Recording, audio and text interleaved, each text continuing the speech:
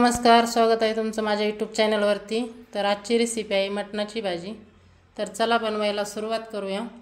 आणि तुम्ही जर अजून माझ्या चॅनलला सबस्क्राइब केलं नसेल तर प्लीज सबस्क्राइब करा।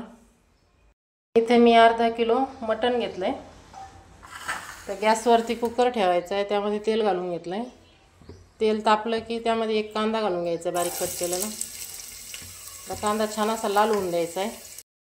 कांदा आता परतलाय, त्यामध्ये हळद घालायची, थोडं मीठ, एक चम्मच मीठ घालते।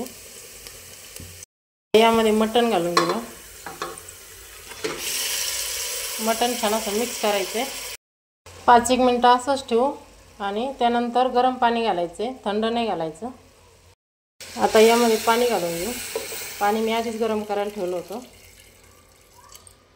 पाणी शिजाय इतकंच घालायचं आहे, जास्त नाही, कारण आपल्याला पातळ भाजी नाही करायची आहे, थोडीशी सुक्कीच करायची आहे। आता झाकण लावून आपण 2 ते 3 शिट्ट्या काढून घेणार आहोत। मटण शिजतंय तोपर्यंत आपण मसाला काढून घेऊ। मी ते कांदा, अद्रक, लसूण, तीळ, धने आणि खोबरं घेतलं आहे। हे छान आता भाजून घ्यायचं आहे आपल्याला। गॅसवरती तवा ठेवला आहे, तर आधी खोबरं भाजून घेऊ आपण। मसाला इथे भाजून झाला आहे। आता याचं बारीक वाटण करून घ्यायचं आहे। आता वाटणात आपण थोडं जाड मीठ घालू। थोडंच घालायचं आहे, कारण आपण मटण शिजवताना मीठ घातलेलं आहे। थोडी कोथिंबीर पण घालणार वाटणात। आता याचं बारीक वाटण करून घ्यायचं आहे। मटण आता आपलं शिजलं आहे, असं पाहिजे। तर आता हे एका याच्यात काढून घेऊ आपण आणि याच्यातच आपण मटण फ्राय करणार आहोत। आता हे मटणाचं सूप आहे ना, आपण थोडं काढून घेऊ पिण्यासाठी। शरीरासाठी खूप पौष्टिक असतं हे, त्यासाठी आपण थोडं सूप काढून घेणार आहोत। जे सूप काढले त्यात थोडी कोथिंबीर टाकून मग प्यायचं आहे, एकदम छान लागतं। आता मी गॅसवर तेल तापवायला ठेवले। तेल जास्त घालायचं आहे, म्हणजे छान चांगलं लागतं। तर याच्यात आपण आधी 2 वेलची घालणार आहोत, थोडे जिरे घालायचे, नंतर तेजपान घालायचे आणि दालचिनी। आता जे आधी वाटण केलं होतं आपण ते टाकणार आहोत।